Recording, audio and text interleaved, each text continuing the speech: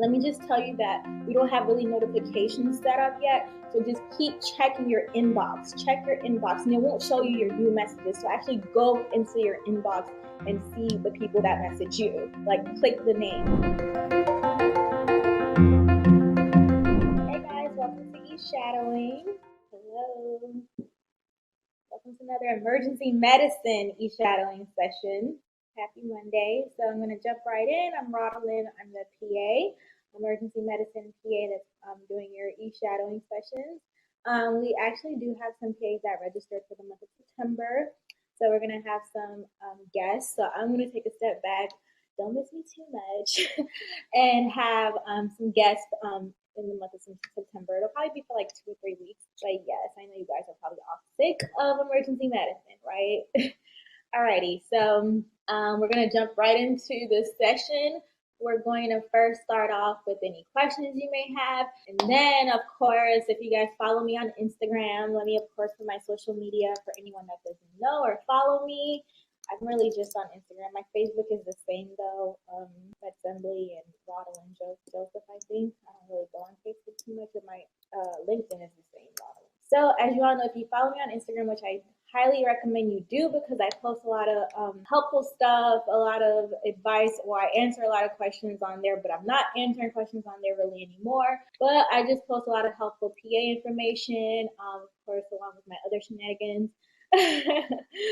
So, and then if you follow me, as I was saying, I launched my app this weekend on Friday. I'm well received so far, and really it's just for you guys. So I'm going to take a little bit of time to go over it, show you guys how it works. How to utilize it, because I think some of you guys don't understand it. It can be a little tricky, especially that it's not in the App Store yet, and I'll explain all that later as well. But of course, we're going to jump right into questions that you currently have. And as I said, I'm going to not spend as much time answering questions. A lot of stuff you'll probably find on the app or from other PAs on the app. As I said, I don't have the answer to all your questions, especially CASPA-related questions, because I'm so far removed from CASPA. Like, as far as, like, making sure your application is fine and whatnot, but CASPA questions as far as, like, getting verified, yeah, making sure your application is fine, I'm good with that. But, like, other stuff related to CASPA, like making sure like the verification and, you know, how CASPA calculates the GPA and all that, like, I either don't remember or it's completely different, or even like how many letters of recommendation you need. I mean, back in the day, I just needed 3. I don't know if they're allowing you to have more now, or they want you to have more. I think 3 is always like sufficient, but I do have PAs that can answer those questions. So that's why I created the app, to really make it a lot more easier of a process for you. And, you know, whatever I can't do a provider, what I'm not, you know, able to handle with the amount of students that reach out to me, whether it be for essay revision, a lot of essay revision, a lot of CASPA questions, a lot of shadowing questions. So I really tailored the app to solve those problems for you, and you'll be able to find PAs on there. Really, I mean, I have like probably like 40 PAs, like PACs and PASs total on there right now. I mean, we're going to get more, but I feel like they can answer a lot of your questions. I have students that are in their first year, students in their second year, students that just got into PA school that's set to start, so they know CASPA really well and how to really strengthen your application. And I think those are one of the best to get as far as CASPA related stuff. I think providers can help you with like your essay. I mean, they can even help you with essays. But as far as CASPA just doing good on CASPA, making sure everything looks fine for CASPA, I think the best people to ask are those that just recently did it and excelled in it enough to get into PA school. So that's why I also have them on the ID. But we're going to jump right into questions that you guys have. Let me say your Instagram handle. My Instagram handle is just Rodeline Joseph _ and Medassembly, just the app name. Rodeline Joseph, my first and last name _ Wherever you see my name on this, just put the _ with it. Or if you, I don't think there's too many Rodelines on this planet, so if you just put in my name, it should pop up. Okay. Alrighty, so guys, where can I find the app? The app is in a link in my bio on my Instagram, or I can just put it here, actually. Give me 1 second. I'll just put it right here.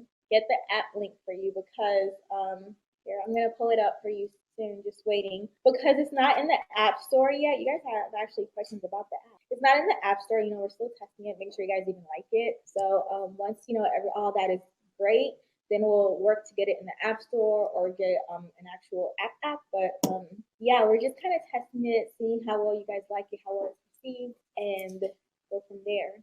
Okay, any advice that you have, any advice, anything you have to ask me, please, please, please, please, please, just go to the app. Whether you ask me or a PA, I advise you probably try to ask other PAs or whatever it is. Anything, just go on the app because I don't want to miss your questions. Sometimes I miss emails because I get so many. Sometimes I miss questions. But going on the app is a lot better because my other non e-shadowing emails get mixed up with my e-shadowing email. So the app is just strictly for you guys right now. Okay, it's just strictly for you guys. So that's why I say go on there, message me on there. Let me just tell you that we don't have really notifications set up yet. So just keep checking your inbox. Check your inbox, and it won't show you your new messages. So actually go into your inbox and see the people that message you. Like click the name. Okay, so I see people asking for advice about their application, applying to one program. Just I don't want to answer anything that's too specific to you. So just go on the app. Let me put speaking of app. Let me let me just get the link for you guys. I should have already had that, right? Okay. And I'm gonna show you a tutorial and everything as well. Okay, here it goes.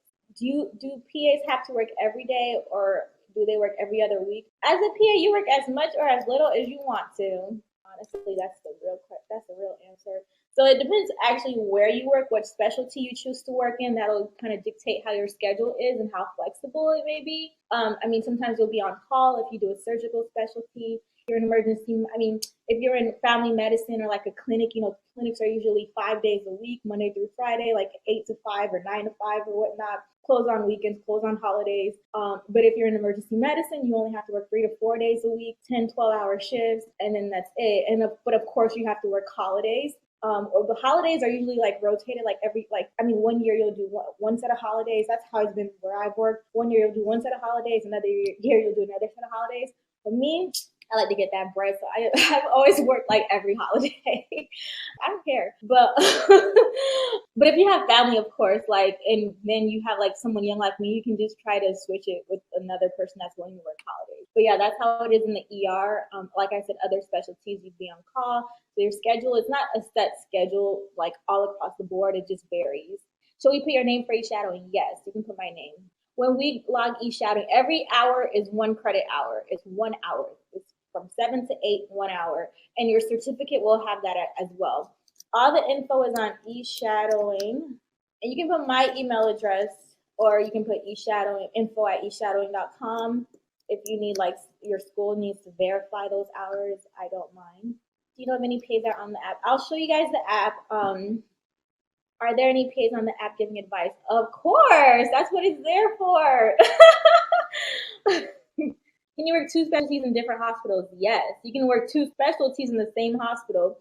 In New York, I had a colleague. She did OB, but I think OB was her either per diem or part-time. But she did ER. Like, she would do a whole ER shift and then be on call for OB. But if you're on call like at night, like she just be there, and it's not too busy. So she did a 24-hour shift. But you can do 2 specialties in one hospital, 2 specialties, 2 different hospitals. There's just a lot of flexibility in this career. What is the littlest amount of we can work in a hospital setting? You can work per diem. That means just on your schedule whenever you're willing. They usually require you to just work whatever scheduled shift that you choose to work. And like I said, ER is 10 to 12-hour shifts. Or some of them are 8 hours. It just varies. But are you always the PA we shadow for e-shadowing? No. Before, I used to have a lot more PAs come on, but most recently I've been doing the e-shadowing sessions. But we're going to get back to other PAs coming on as well. I worked as a medical assistant at a podiatry office. Yes, schools will accept your patient care hours. My favorite class in PA school, I don't even remember the classes I took. I don't even know. They were all kind of the same. They all had to, tests. I didn't really have a favorite class. I guess I kind of, at one point I liked patho, because I don't know, I just kind of like all the, kind of critical thinking and the way they explain things. But, yeah, I think patho was at one point one of my favorite classes. I'm weird, huh? Are there any specialties that are easier to get into as a new grad? I think so. I think, specialties where you can like work closer to one doctor seems to be easier because they can train you. Like a lot of surgical specialties were not that hard. Like a lot of them are open to new grads because, like I said, they can train you. You're a lot more. You can be molded and whatever. Sometimes they don't like seasoned PAs because they're kind of stuck in their ways or whatever. But it really doesn't matter. But as far as surgery, I think surgery can be easier to get into.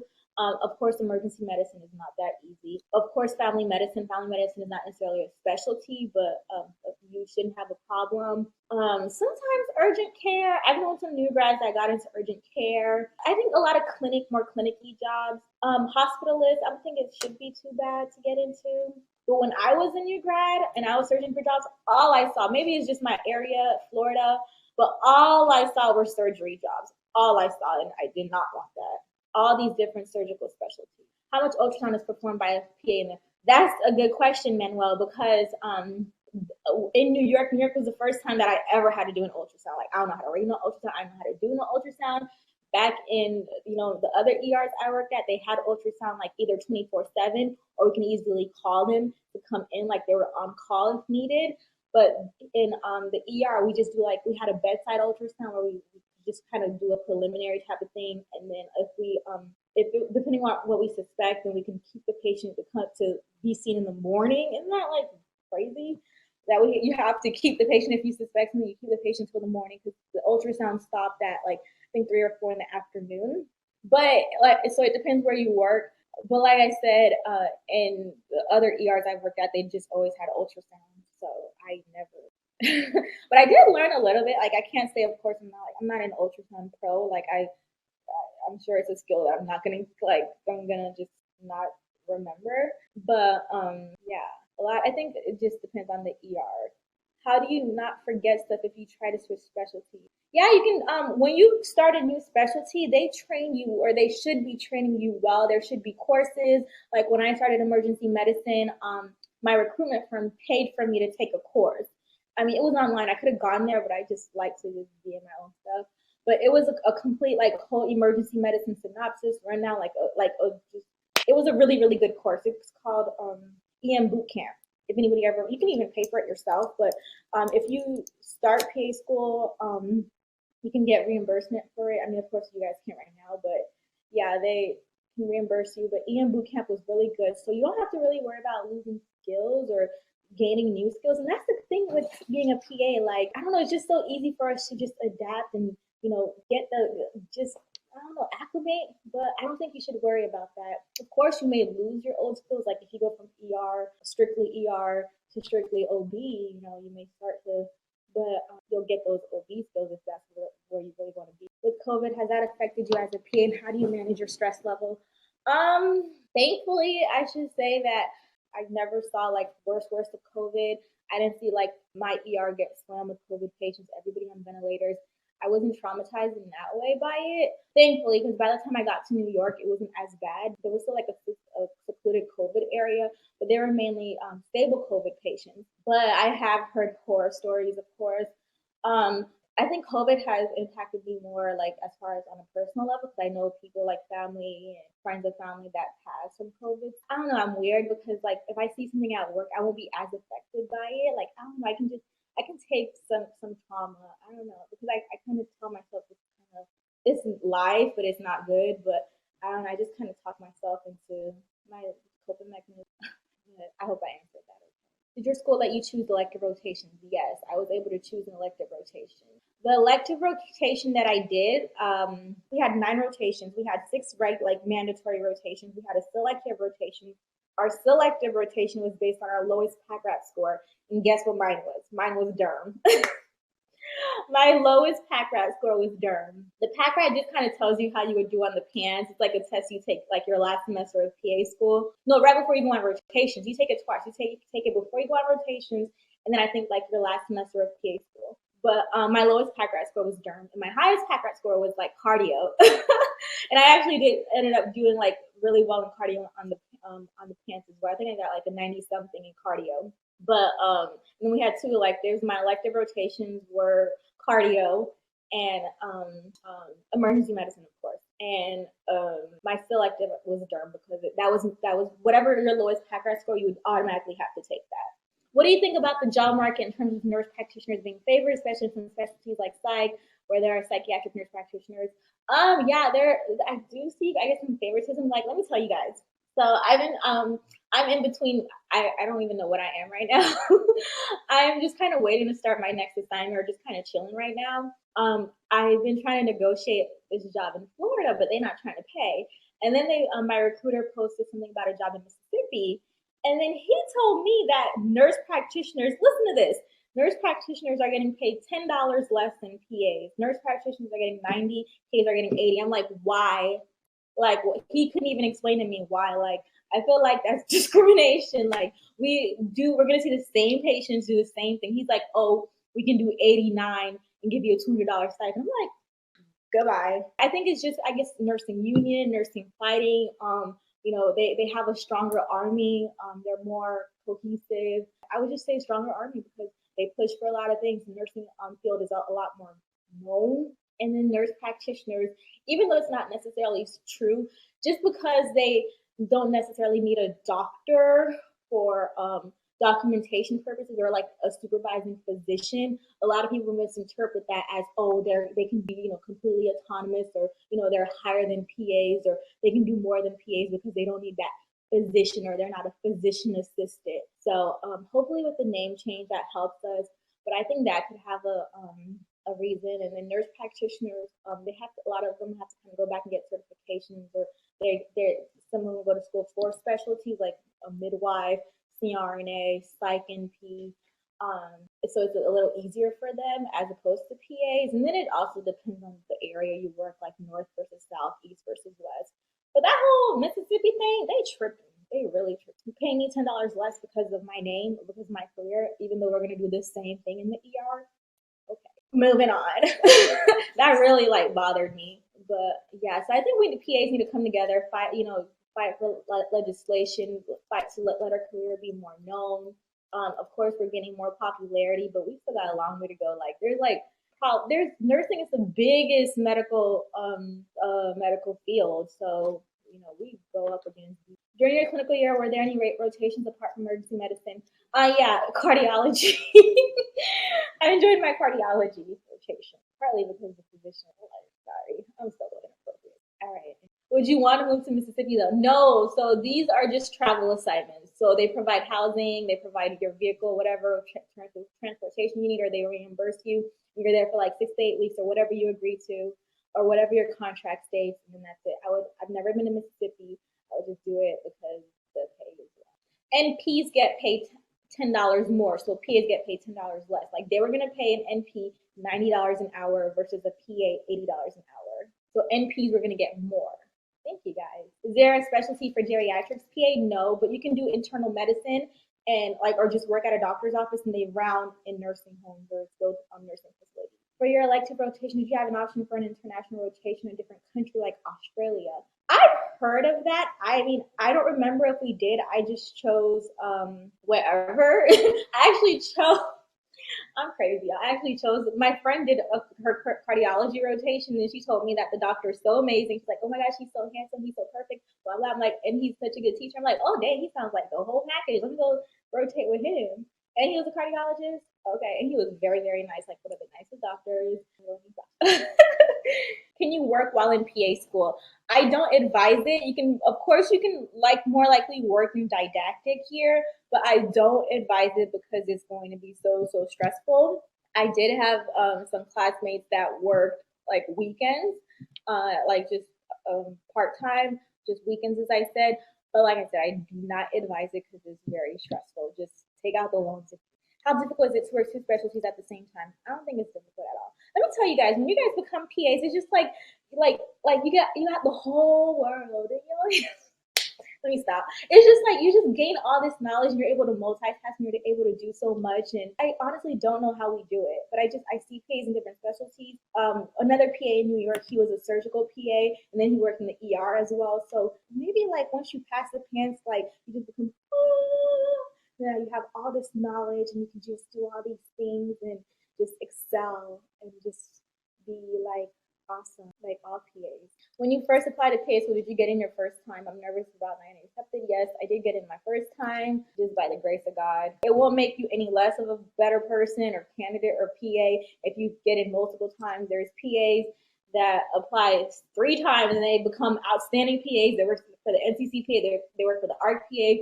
They're great in their community. None of that will dictate the type of PA that you are or that you end up being. So if you don't get in the first time, it's okay. Just work on yourself, apply again. What would you say was the most challenging thing during PA school after getting in? Adjusting to the schedule, adjusting to like taking all these tests, to the learning, to just learning, like I said before, learning to actually learn and retain information. Really getting my studying down. Okay, 727, dang. Okay, one more question. Is it true that it's physically almost impossible to work 2 PA jobs? No, it's not impossible. I mean, you can do one part-time, one full-time, one per diem, one this, one that.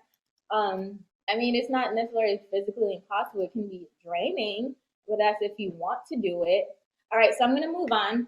Okay, I'm going to move on to the case study, but before that, I'm going to really quick show you guys the app. Okay, so I posted the link. I'm going to post the link again. So this is the link. So you'll click on the link to the app, right? And then it will open up. So as you can see, okay, don't pay attention to my screen. As you can see, it's right here. I say it's on my phone. You can save it on your phone. So the very first time you go on your app, it'll be like a web page, right? So for instance, this is a web page. This is a web page, right? Okay, so this is a web page, right? You open the app. So what you want to do is you want to save it to your home screen by clicking this. Click that, and then, my bad, you scroll up to where it says the last add to home screen, and that'll add it to your home screen, okay? So that's the first thing you want to do. You open the link and you add it to your home screen, and that's how you save it. That's how you save it here, like all the apps on your phone, until we get it in the App Store, okay? So then you open it, it'll show you some questions. So you answer some questions about your profile, you set up your profile, you answer questions, and after that you click sign up. It's not going to show for me because I've already signed up, but this is where you go to edit your profile. I know it's hard to see, and I'm sorry. So this is what your profile will look like, and you can access your profile at any time by clicking these 3 arrows, right? You click the little tab on the top left, and it's the arrow, and you can see all these things along with your settings to access your profile and all those other stuff. You can see a guide if you go to the settings.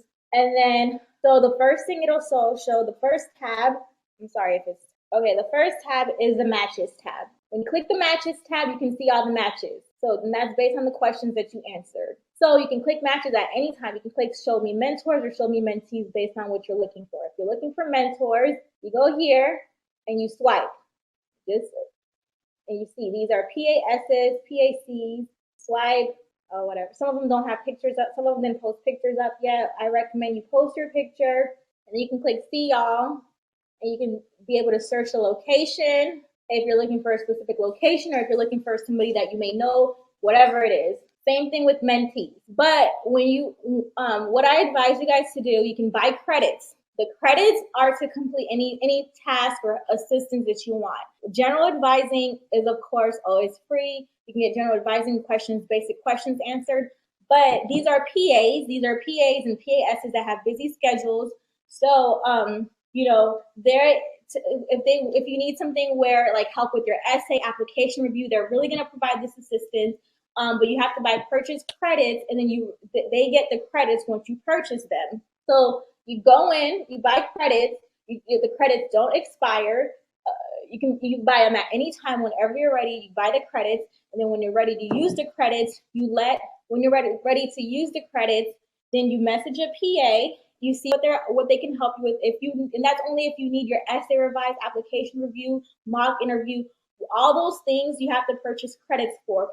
Or if you've already purchased the credits, don't worry, you're going to be able to get it done if you need to have that done. The first thing you want to do is purchase credits on the tab. You'll see it right there, purchase credits. And then you go to the community. I have a bunch of free resources. I have a bunch of stuff. If you click here, you'll see a PDF. There's PDF, and then students post stuff as well. You can introduce yourself to the community. Some people have already started introducing themselves. You can post stuff here if you have a question and you need help answering it. Whatever you need is on here. Then if you go here, you'll see everybody on the platform, and then you can search people. Say you just want to network with fellow classmates, or future classmates, you can do that as well. If you see somebody in your area, you want to meet up with them, you need help with something, they already got into PA school, all of that is available on the app. And then you go to chat. If you go to your chat, you'll see people that messaged you or people that you've messaged. Okay, see it? And then boom. I also have a guide on the app. If you go to settings, if you click the left tab, you go to settings, you'll be able to see a full guide on how to use the app. If you have any questions, just play with it. You'll get used to it. When you message a mentor, they'll receive an email notification. But anything after that, you have to go on the app. You have to actually click. You have to actually click the message and comment, okay? Or to see the other comments. So that's basically what it is. So you go, you find mentors, you can purchase credits to be used. Remember, I told you the credits don't expire. I actually gave some credits away to students Friday night on my live.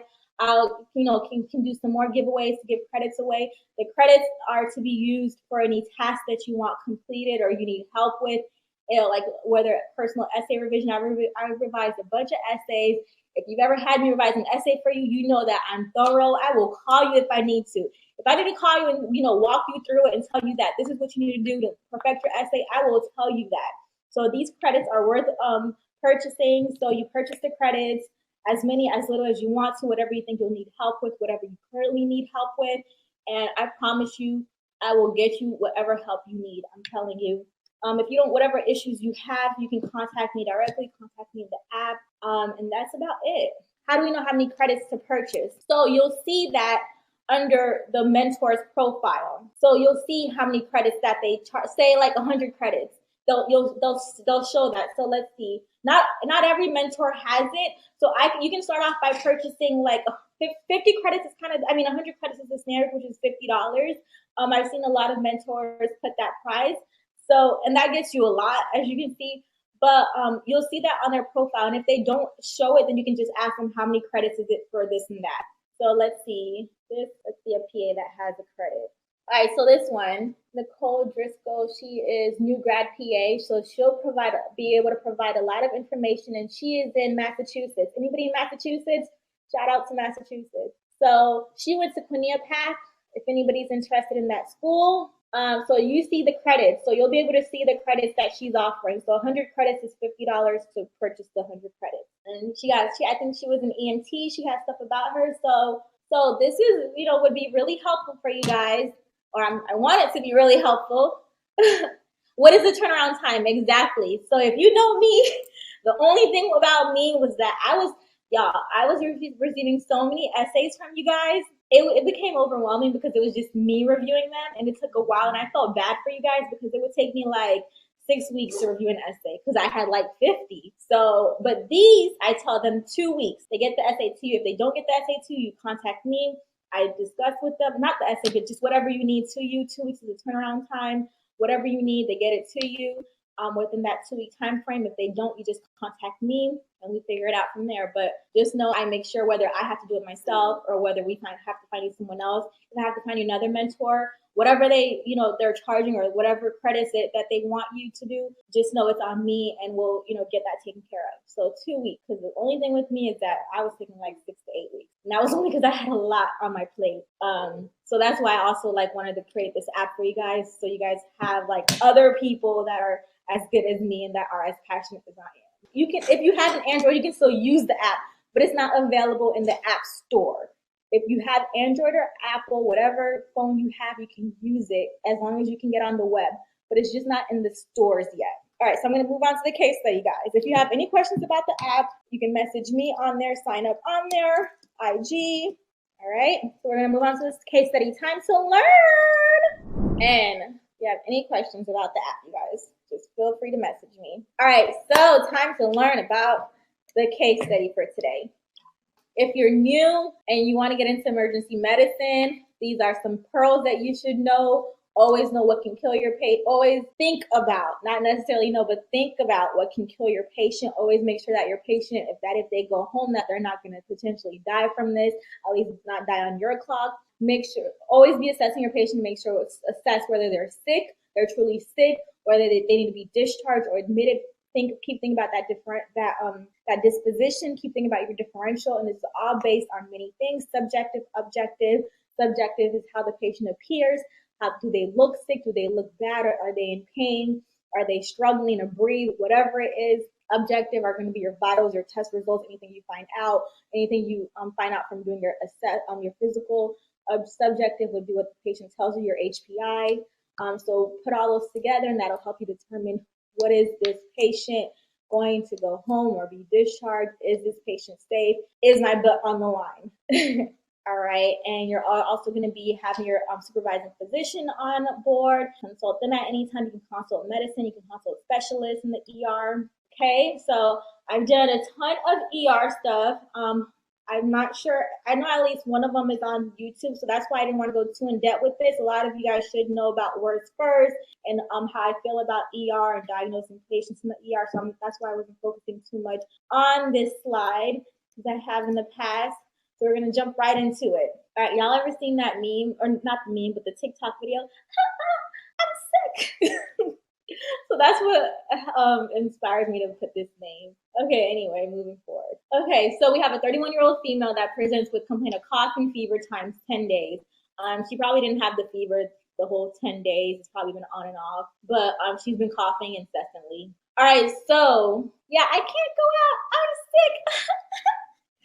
That always gets me. Anyway, all right, so vitals. What do you guys notice about this patient's vitals? That's one of the first things you're going to see after the chief complaint. Before you even see the patient, you're going to open the chart up. You're going to see this. What do you guys notice? If you guys, it looks like you guys wanted to come on. Perfect, Sarah. Perfect. Yes. Temp and pulse are a bit high. Yes. Fever. Oh, yes. Good job, you guys. Good job. So based on her vitals, is she sick? Is she good? What is this telling you based on just looking at her vitals? What is it telling you about the patient? Even before you go to her, is it going to be something that's in and out? Is it just going to be a quickie? Is it just going to be a simple patient? Is it just going to be like, oh, this patient can go home. Oh, this patient should be fine. Oh, this is nothing. Exactly. Something's going up. She's sick. We need to investigate this. Like when you go in there, you got to be serious. You got to know about what kind of questions you're going to ask. This isn't a little like possible bronchitis. If she's tachycardic, has a fever, her oxygen is a little low. I mean, her blood pressure is kind of on the lower end, but then she's a 31-year-old female. She's probably small. She's young. So it's not too bad. If it was like, in the 90s or 80s, you don't want it to get much lower than this, but depending on her norm, for a young female, a young small female. All right, so we're going to go talk to her. So what are some questions you want to know? Yes, you guys are perfect. Everybody's doing great. Everybody has some good feedback so far. So you're gonna go see this patient. Hi, my name is Rodeline. I'm the PA. What brings you in today? I've had this bad cough the past 10 days. I have a fever with it. My temp's been up and down. Today it went up to 102. This is the highest it's been. All right, so can you tell me about this cough? Are you coughing anything up? Yeah, I'm coughing some nasty green stuff up. Is the cough constant? Does it come and go? It's just been constant. Is it worse at night? Worse anytime during the day? Yeah, it seems to be worse at night. Okay, have you ever had a cough like this before? Had pneumonia, bronchitis, any lung infections in the past? No. Any recent travel anywhere? No. Any recent contact with COVID or anyone you know that could have had COVID or any COVID symptoms? I don't think so. I've just been going to work. I don't really go out. Okay. And have you been taking anything for the symptoms, for the cough or fever? Just been taking Tylenol and Motrin. Good. Oh, well, I'm just thinking good. Okay, just been taking Tylenol and Motrin. All right, and any other symptoms with this? Not really, just a cough, fever, really congested. Okay, any trouble breathing? I just get a little short of breath when I start coughing a lot. Any chest pain? No chest pain. Any heart problems? Any lung problems? Any asthma? Do you smoke? Well, any asthma? No asthma. Any no heart problems? Do you smoke? I used to smoke, but I quit. Good. Any recreational drug use? No. Any alcohol use? Occasionally. Anything else I didn't ask, guys? Yeah, it's axe, dry, or wet cough. That's productive. Any other? So yeah, we asked that. Okay, so you basically got it. I asked onset. I asked anything make it worse, or is it worse at a certain time of the day? You don't really ask for quality of the cough. You don't ask if it radiates. And then timing. She said it's worse at night, but it's a constant cough. So yeah, I think we asked all the questions. I'm sorry if I went really fast. You guys can replay all of this, but it just kind of gives you an idea of what to ask when you assess a patient depending on their. How long ago she quit smoking? Good. So let's say she quit smoking 5 years ago. She just did it in her like early 20s, early to mid 20s because she thought it was cool. Anything to do with medications? Good. Some medications can cause a cough. If you guys, if anyone knows. So yeah, no, she doesn't take any medications. When was your, a question I missed, when was your last period? My last menstrual period was like 2 weeks ago. Any chance I could be pregnant? No. But we're still gonna do what? A pregnancy test. Alrighty. Okay, so what systems do you want to assess? So I did the physical. I did the HPI, so I need you guys to do the physical for me. So what are you gonna assess? Oh, dang, I put the answer right here. Okay, what do you guys want to assess with the physical? I would also ask when's the last time she took Tylenol and Motrin, because she has a fever now, to make sure that it's working, or if it's a refractory. Respiratory, lungs, heart and lungs, yes, good. X-ray is not a physical. Heart and lungs, good. So heart and lungs, I would also look at her throat, like oral, look at her posterior pharynx, make sure like her tonsils and all that is okay as well. Sometimes you can look at her ears, especially if they're kids, look at their ears. If they have like a fever like that. You can ask her, because she has a fever and you want to rule out like other infections. So you can also ask any nausea, vomiting, diarrhea, any abdominal pain, just to rule out other sources of infection, even though it's clear that she has something pertaining to the lungs. So yeah, you can ask those, and you can ask UTI symptoms. Any burning when you pee or peeing a lot, just because sometimes hospitalists will want you to rule out everything else, even though it's apparent what they have. But they'll especially want you to rule out everything else if it's not apparent, or rule out stuff if it's not apparent. Okay. Listen to lungs. Yes, Michael's a rock star. He said wheezes, brails, bronchi. How do you know all those breath sounds? So yeah, you're gonna listen to lungs for adventitious breath sounds, or they're just abnormal breath sounds. So say we listen, we hear we hear something crazy. Okay, it doesn't sound normal. Boom. We don't know what it is, but it don't sound good. All right. So how long has she been sitting down? Could it lead to recent activity? What do you mean? All right. So yeah, good job. Listen to the lungs. You can do oral pharyngeal exam. All right. So what lab test? This is really important, guys. We asked about her medical history. No asthma, no bronchitis, no, she says she doesn't smoke. She's young, so it wouldn't be like COPD, like not likely. No asthma though. She's not wheezing. It sounds more like probably bronchi. All right. Important. What lab test do you want to order on this patient? What lab test do you want to order on this patient? COVID test, good job. So I already put some free. I put CBC, CMP, pregnancy test, good. Throat swab, good. That's good. Respiratory test, I don't know what you mean by that. Lab test, not imaging. Quantiferin blood, that's good, Sarah. If she had recent travel, if she was from like a third world country, or traveled somewhere or whatever, she just got out of jail, maybe you can be thinking TB. And sometimes they will do TB tests, especially if they've been admitted and they're not really getting well, or it just doesn't seem well, or the chest x-ray shows or suspicious for TB. But initially I probably wouldn't order that just off the bat, or that would be the first thing that I'm thinking. Pregnancy, of course, you want to rule that out. ABG, good job. Sputum sample. Yeah, you can do a sputum sample. A lot of times you don't do it in the ER, but a lot of internal med doctors or pulmonologists will want the sputum sample if they see pulmonary. But a lot of them just do the sputum sample, or can do it. I actually saw it in Fort Lauderdale, them do it, but I didn't really see it anywhere else. Drug test, not really priority. Spirometry, no. Okay, what should be prioritized in your treatment? You guys no one actually said it. Okay, if this patient has a fever and they're tachycardic, I don't expect you guys to know this, but once I tell you, hopefully you don't forget. Fever, tachycardia, look at their vitals. You're gonna want to order this lab test, okay? You want to rule this out. Okay, anybody that's asking me questions, take it to the app, please, because I want to answer your question, but we're doing the case study right now. Of course, I'll go over the answers and why. Okay, what should be prioritized in your treatment? What should you make sure you're giving this patient first? Like, what are some of the first meds, some of the first, treatments that you want to do? EKG, not really. I mean, yeah, of course, yeah. You'll do an EKG, of course. She's tachycardic, she's a little hypoxic. Yeah, sure, you can do an EKG, but it's not what I'm thinking of. Blood cultures, yes, Michelle, perfect, superstar. Blood cultures, yes, but along with blood cultures, you want to do something else. Blood cultures, yes, and I'll explain that later. Stress test, D-dimer, no, stress test is when they get admitted. You never do a stress test in the ER. You gotta think about tests. You gotta think about ER when you order these lab tests. A lot of these tests that you guys are saying are like more hospitalist type stuff. All right.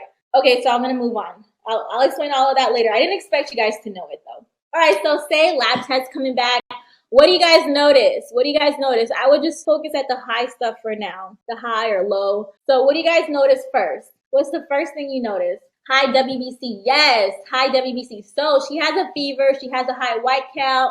She's tachycardic. She has all these things that's pointing to what you're going to learn today. All right. So, and then her lymphocytes. Let's pretend that her lymphocytes are normal, because when lymphocytes are low, you're going to be thinking COVID, and they have these symptoms. You're going to be thinking COVID or something viral going on. But let's just, I just got this from the internet. So let's just pretend lymphocytes are low. Let's pretend LDH is not the Let's pretend her CMP, everything else looks fine in her CMP. So my focus is just, I want you guys to look at the white count. The rest of her CBC looks fine. This is the CBC result of a COVID patient, but let's say my patient doesn't have COVID.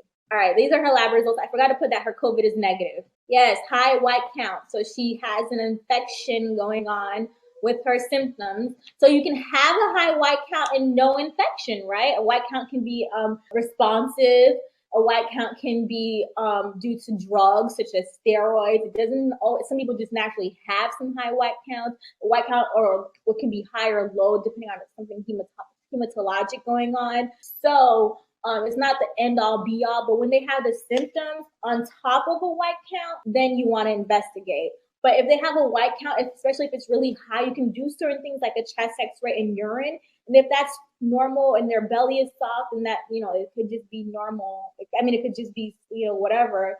And you refer them to their doctor to further investigate. But a white count is not the end all be all. But in this case, you really want to make sure that there's no infection going on.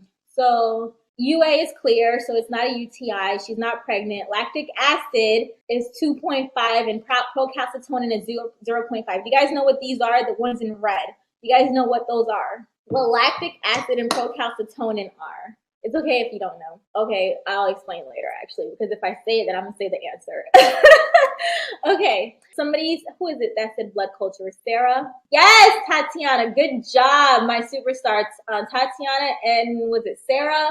Tatiana, Sarah, I think Michelle or Michael answered gave some really good responses. So, yeah, lactic acid, procalcitonin. Good job, Wally. And you want 2 sets of blood cultures for this diagnosis, but blood cultures you're not going to find out the same day in the ER. They're going to, because you're growing a bacteria, it's going to go to the lab, and the lab's going to call you day 1, day 2, day 3, day 4, day 5, telling you if there's any growth or not. So, and then you want BBG or ABG. I couldn't find results for that. So let's just say they're not too bad. She's stable enough for her as far as her airway exchange. So let's see, VBG. Oh yeah, VBG and ABG. VBG is venous blood gas. ABG is arterial blood gas. A lot of doctors prefer ABG, especially if there's something lung going on. And then some doctors, I've had some attendings tell me there's not really a big difference in the test results because sometimes they'll do both on patients. And a VBG is just easier to get. Like the nurse can do the VBG, but the provider, like myself, has to do an ABG. Like you got to go in and stick them to an arterial stick. So what is the initial imaging test? You guys said this already. And I recommend you guys, I know we're going to go over time. We're going to go over 8 o'clock. But I recommend you guys to stay if you can, or at least watch the replay, because you do not want to miss this, especially if you're interested in emergency medicine. You don't want to miss this case study. Okay, yes, chest x-ray, perfect. All right, so what do you see on the chest x-ray? Does it look normal? Is it clear? Is it abnormal? Maybe fluid, but it's something else. Consolidation, yes, perfect, Michael. Michael must already be a PA. Abnormal, yes. Okay, so this patient has pneumonia. So if you look here, these are what's called opacities, okay? So it's multifocal, like it's in multiple areas. Looks like right upper and lower lobe, or right mid and lower lobe pneumonia. And so the patient has a pneumonia. There you go. But the patient doesn't only have a pneumonia. You can have a pneumonia if you have an infection. She has an infection, right? But oh dang, I put head CT without contrast. Clearly, this is from the last case study. Clearly, you see that it is a chest X-ray of the lung. I mean, a chest X-ray. I wouldn't say of the lung. That's of the lung, the chest. Okay. No, my bad, Kalima. I didn't mean. This was from my last case study. I didn't mean to put head CT. I forgot to remove it. Clearly, it's a chest X-ray, not a head CT. If you guys were here for the case study last week, we had a head CT, but this is a chest. My bad. Okay. So who said sepsis? Who said sepsis? Somebody said it. Who said it first? Saba? Okay, whoever said sepsis first is the superstar of the night, because this is really, really, really important in the ER. If you want to get into emergency medicine, know sepsis and know sepsis well. Know sepsis so you do not miss it, because one of the most important complaints you're going to see is patients presenting with some sort of an infection, right? And whenever you have an infection, you want to make sure that the body is responding well to the infection. And sepsis is the opposite of that. Sepsis is the body basically not responding well to this infection. And it wreaks havoc on the body, and you can die. Remember, I said anything that can kill you, the patient needs to be admitted. If it can kill you, they need to stay. So you don't want to miss sepsis. If they have an infection, if you document an infection, you say low, and you don't suspect it's sepsis going on, then you say low suspicion for sepsis because such and such and such and such. Okay, make sure to always document that. If a patient comes in with an infection, whenever you do your discharge note, or whenever you do your full note, your medical decision making, you learn all of this in school or when you start working. But make sure you document that the patient is well, vitals are stable, low suspicion for sepsis, whatever. If you have suspicion, you just want to make sure initially, just because the vitals seem a little off, you can order lactic acid. You can order blood cultures. If the lactic acid is good, if the vitals improve and the patient looks good, you can put that in your chart. And then we'll go over what it means when blood cultures come back positive. So you read this, I'm sure you were reading this, that the patient has community-acquired pneumonia. That's basically,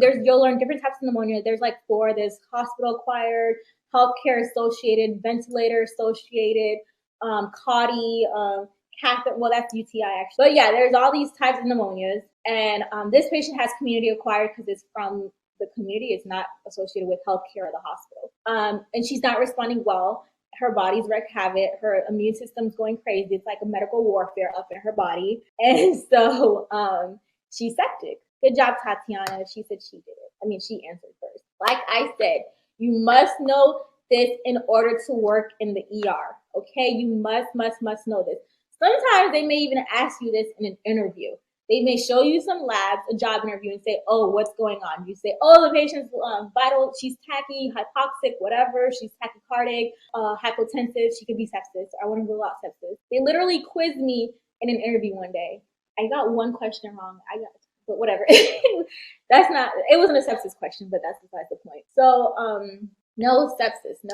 You don't have to know. You'll learn sepsis in school, of course, but at least know what the vitals look like. At least know that, okay, this is not normal, right? Know that what's not normal, what's abnormal when the patient presents. And think sepsis in your head. Always be thinking sepsis if you think infection. Always be thinking whether you're going to rule it out, whether you're going to say, oh, no suspicion, or you don't always say no. You say low suspicion for sepsis, or say, oh, this patient is septic. You don't want to miss it in the ER because it can kill you. Okay, I already said this. Body's overwhelming, life-threatening inflammatory response to infection. Your body's not responding well to infection. Think of it like a bad allergic reaction, but it's infection. All right, so you can take pictures of this, do whatever you need. I mean, you can Google this as well. That's what I did to get this picture. So you have an infection. You may not always get a bacteremia. Bacteremia is when the bacteria is in your blood. It enters your bloodstream. But a lot of times when you have a bacteremia, you'll have sepsis. That's when your blood cultures are positive. So you have an infection. It can enter your bloodstream. Immune system tries to fight it off. It's like, like I said, warfare. There's a war going on between that bacteria and your immune system. And then if your immune system is losing, you have like an organ damage. You're losing. You're not perfusing the tissues. Your blood pressure is low. Your vitals are all out of whack. You're not getting perfusion to the tissues, and you can potentially die. Remember, I keep saying die, death. Remember, you don't want that to happen. All right. If you go into the ICU and you don't know sepsis, don't even go into ICU. If you want to do ICU, start learning sepsis now. Learn sepsis before you graduate. Master it. Like I said, I had to do an ICU rotation, and I had to like learn all about sepsis for my ICU rotation. It was my first rotation too. It was internal medicine, but ICU. All right, so there's SIRS. SIRS is the name given to just any, like it's what's called systemic inflammatory response syndrome, just your body responding to something. So you have different criteria for this. So sepsis is basically 2 SIRS plus the infection, right? You can be in SIRS at any point in your life or in your day. If I'm working out, I run out of breath, I get hot, I'm in SIRS, right? Or if someone surprises me, I'm screaming, my heart is racing, I'm breathing fast, I'm in SIRS. But I don't have an infection. I'm just in SIRS. My body's just responding to whatever's going on, fight or flight. But once I get that infection, then it's sepsis. So you want 2 of these criteria, and then the infection for sepsis diagnosis. And then there's different levels of sepsis. Shock is when you're hypotensive and you have signs of in-organ damage, and your lactic acid is greater than 4. So remember I asked you guys what labs you order. You have to make sure, even if you suspect sepsis and like you discharge the patient, at least if the lactic acid is normal, then you'll be fine. Cultures are pending, but you have to make sure you at least order lactic acid. These are both sepsis markers. So they give you an idea of if the patient is septic or not, along with all your other findings. So procalcitonin, I don't always order that in the ER. That's a lot of times ordered once the patient is admitted. I've learned that it's a late septic marker, but definitely lactic acid, definitely blood cultures. You want 2 sets of blood cultures. You want to order blood cultures before giving antibiotics. If you give antibiotics and you order blood cultures, you're already fighting that bacteria, right? It might heed the results or affect the results. So you want to order 2 blood cultures, 2 sets of blood cultures while you're waiting for the results to come back. Then you start antibiotics. So you do blood cultures before antibiotics.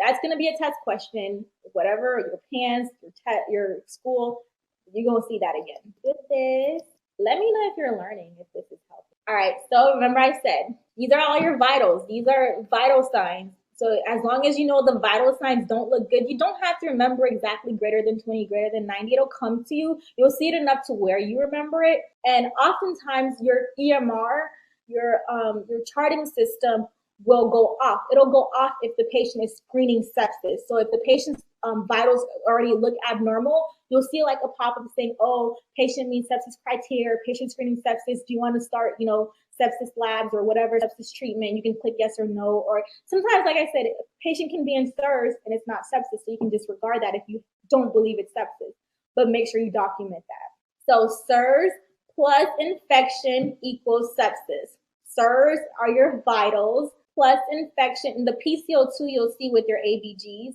but usually temperature, respiratory rate, heart rate. WBC of course is not vitals, but if they're hypotensive, also you can expect sepsis. Of course, hypotension is what happens when you're septic because poor perfusion. Well, I'll talk about. I forgot to put stuff about MAP. Well, when you're hypotensive, you'll have a low MAP. MAP is mean arterial pressure because you want to get blood flow to your artery. You want to get blood flowing to your tissues. But if your blood is not flowing, if your heart is not pumping and getting blood to your tissues, you'll be hypotensive, and then your MAP will be low because that pressure is low. So your MAP will be low. You want your MAP to be greater. I don't want to go too in depth with this to confuse you guys. So that's why I just try to be like, I don't try to include too much information because I know it can get confusing, especially when you're first seeing this. But just know that when your blood pressure is low, it's not good because you're not getting blood flow to your arteries. To your organs, okay? That's why an organ damage happens. This girl, from her labs, do you think she has an organ damage? Just a really quick quiz. Just to see, this is just for fun. Do you think she has an organ damage? Good job, Tatiana. So this doesn't have GFR, but this has her creatinine, this has her BUN. Her kidney, one of the first signs of an organ damage is, they'll be in like they'll have acute kidney injury or renal failure. They may be confused. They may not, their GCS may be low. So you want to protect your vital organs, right? So you want to look for signs of damage to your vital organs, like their MAP will be low. Her MAP, let's say her MAP is 70. So she does not. So it's not really showing signs of end organ damage. So she's just probably an early sepsis, and you want to be aggressive in treatment to make sure it doesn't get to like late sepsis or she doesn't end up in the ICU. So there's different signs of end organ damage. One of the easiest is just looking at the kidneys, making sure that she's producing urine or making urine. So yeah, if that's not good, then okay. And then of course making sure that the heart is pumping. That's when it's high. Yeah, when it's high. If her GFR is high, then that's if her GFR is low but her creatinine is high, then that's an organ damage. Thought of what's high though, if you're not talking about the kidneys. If the MAP is low, then that's an organ damage. You want the MAP to be high because you're getting that's the pressure in your you're perfusing your organs. I just don't want to confuse you guys. I probably shouldn't even have brought up MAP because it's like all ICU, all ER type of stuff. I just wanted to really explain you guys the basics, but you'll learn all this. Just know that sepsis is bad stuff, okay? I don't want to confuse you guys because we don't even have, much time, but yes. All right, so what next? All right, so you've diagnosed sepsis. You see that this patient is septic. You want to make sure the nurse gets 2 large bore IVs because the patient's going to get fluids. They may eventually need pressors. They may need the central line, whatever, if they are ICU admission. And like I said, possible ICU admission, especially if they have an organ damage or especially if they have a high lactic, they look really, really bad. Then the hospitalist will assess them and say, oh, they probably should go to the ICU. Or sometimes your attending physician may tell you, or you can just say, I think this patient needs to be in the ICU. Monitor their vitals. Very, very, very important. Monitor your vitals. They will be on the cardiac monitor. You'll be able to see their MAP. And yeah, vitals. Keep assessing them. Yes, they lost both. They lost both from the knees down. Yes. Good that you said that, Janelle. I don't want to go too in depth with that, but remember I said that when you're hypotensive or your body's not perfusing well, right? So blood is going to shunt because you need to survive. Your body's trying to make you survive. So blood is going to shunt from non-important organs to important organs, like organs that you need to survive. So it's going to shunt, like you won't get blood flow to your hands, to your feet, because they're not important. You don't need it to survive. But you need your heart to survive. You need your brain to survive. You need your gut or your kidneys to survive, right? So you'll get ischemia. You'll develop ischemia, which is like no blood flow, no oxygen going to your digits. So a lot of times these patients, their fingers will turn black, especially if they're like late sepsis in the ICU. Their fingers will turn black, and their fingers and hands will turn black. They'll need amputation. It's really sucky, but it's just your body's mechanism of just trying to survive and preserve your vital organs, like your heart, trying to get blood flow to your heart, to your brain, to your kidneys, to those really, really important organs, rather than like your skin and your hands and feet and whatever. So yeah, you can lose organs from sepsis. I mean, not organs. You can lose fingers, toes, whatever from sepsis. Somebody had their nose started turning. I saw this documentary. This guy, he got septic from strep. It was so bad. He lost. I don't know. You guys probably saw it. He lost both arms, both legs. I believe his face. His his nose became necrotic. It started affecting his whole face. That's how bad it was. He had to get all these surgeries, but just no bad stuff. All right, so you want the treatment is fluids.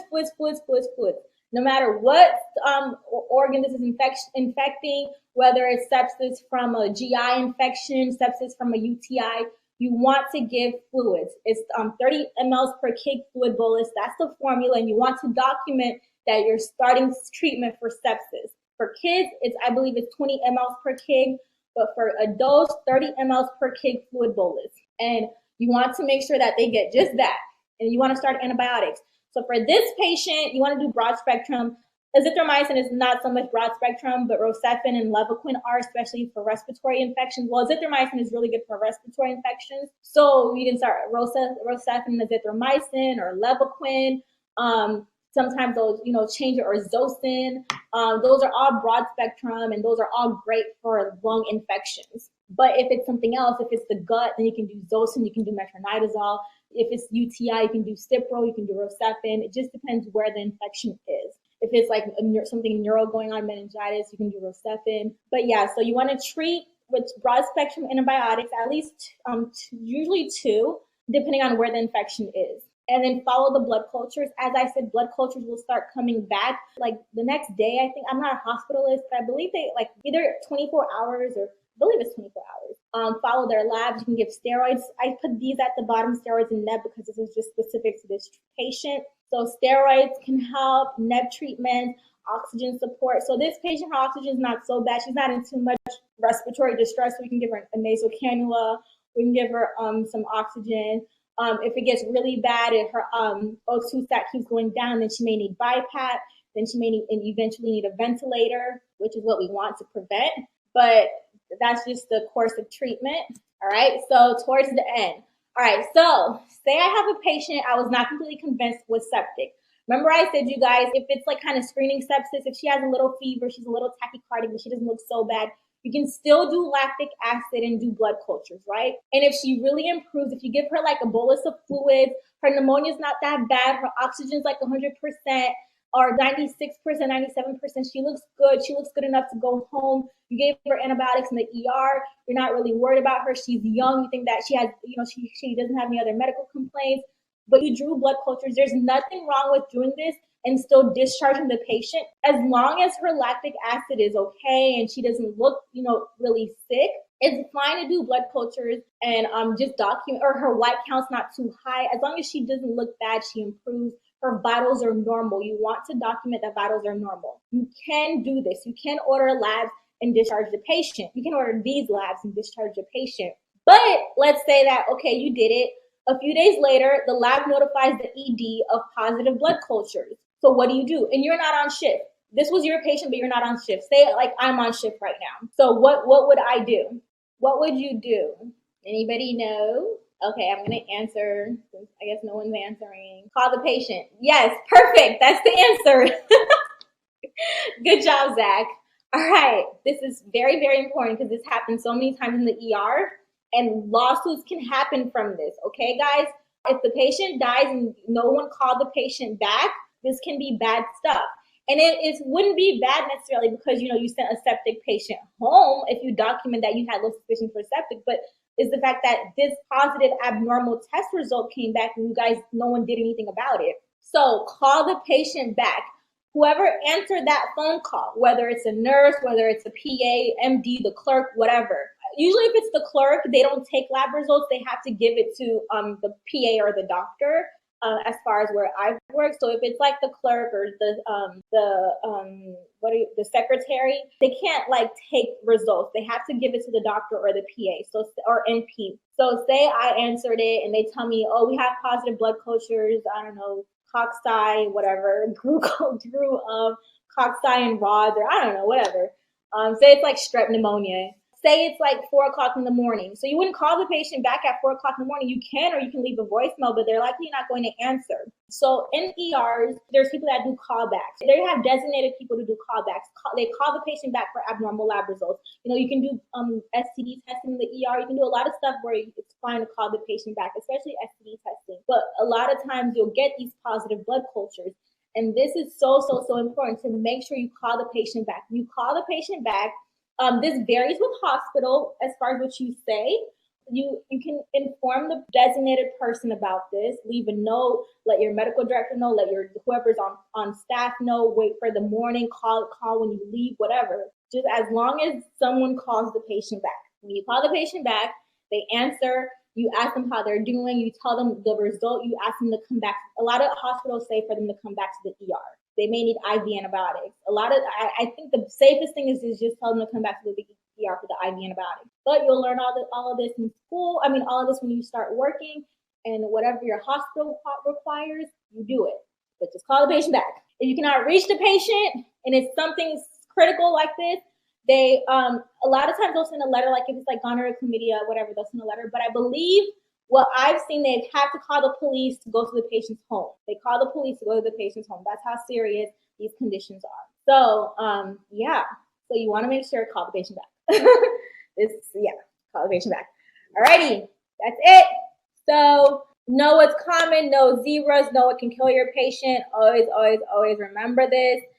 These are my pearls for working in the ER. And remember to document. Cross your T's, dot your I's. Make sure you document. Remember, I told you what to document with sepsis. Document vitals are stable or vitals are unstable. Document why the patient needs to be admitted or why you feel the patient can be discharged. Cover your butt. All right, all my contact info's here. You guys can take a picture, do whatever you want with it. Okay. Oh, I'm not even in PA school. You want maybe want to work in emergency medicine? Good, cool. All right, how y'all like them apples? Okay. Alrighty. I hope I didn't confuse anybody with the whole map thing. I was trying to explain it the best I can so where you guys can understand. So I don't know if I did or didn't, but you will learn this. If not in school, then you'll learn it in the ER. Trust, you will learn it. The map and greater than 65, hypotension, all of that. Good job. I'm glad you guys learned. Yeah, I try to give you guys, all my case studies are kind of extreme because I try to really, have you guys learn like, really, really emergent stuff so you guys remember them when you see them and know to admit these patients. Alrighty, guys. Any questions? Any other questions before we go? Or if you have questions, once again, I said to contact me on the app. I hope you guys enjoy the app. If you do, then we'll definitely make it a thing. As far as being in the app store and really, really, really adding more features to really help you guys. That's the goal. So I'll stick around, or I'll put my other my contact info again. Okay, you get treated differently or lower than a doctor? By who? If anything, I get treated differently because I look 12. That's really why. Once you have that knowledge and you show that you have that knowledge and you show that you're not to be messed with and you have that confidence, people won't mess with you. Oh, I mean, sometimes it's, the doctors just vary. I'm not even, like, some doctors are just not the best. And they'll, especially, if they're older, I would say, and stuck in their ways, then they'll do that. They won't give you they'll think that you really are an assistant, but you just gotta let them know. Did you feel prepared for working in the emergency room straight out of PA school? No, you're never gonna feel prepared. No, you're never gonna feel prepared, but it'll come to you. That EM boot camp course really, really helped me. Would you be assigned a mentor, or can you ask anyone? No, this is completely, you guys decide who you want. We're not going to assign one. If we think, one may be fit for you, no, but you literally swipe through and find a mentor or whoever you want. You can message as many people as you want. If you feel one person can help you over another with one thing, message them. But it's literally taking advantage of whatever, we have on the platform. You can message as many as you want for help with whatever you need. The quiz is usually available a few minutes after or the next day. All right, guys. So I see you guys have a lot of questions. One more question. Okay, Maureen, just connect with me on the app and I'll answer all your questions. All right. Yeah, I hope I answered your question, Ernisha. You won't be assigned a mentor. You choose whoever you want, as many people as you want. The app I put the link to. The quiz is on eshadowing.com. All right, guys. All right, so I'm going to head out. If they ask you for a pin, it's going to be sent to your email. It's the pin sent to your email. It should say that when you register for the app. The pin is sent to your email. It's just like putting any pin in when you go on any app. It's either sent to your email or your phone. I don't have your phone number, so it's sent to your email. Alrighty, guys. If you have any questions about the app, you can either go on the app and then ask me the questions. Your profile doesn't have to be complete, or DM me on Instagram or email. Good night, guys. Hope it was helpful. Bye.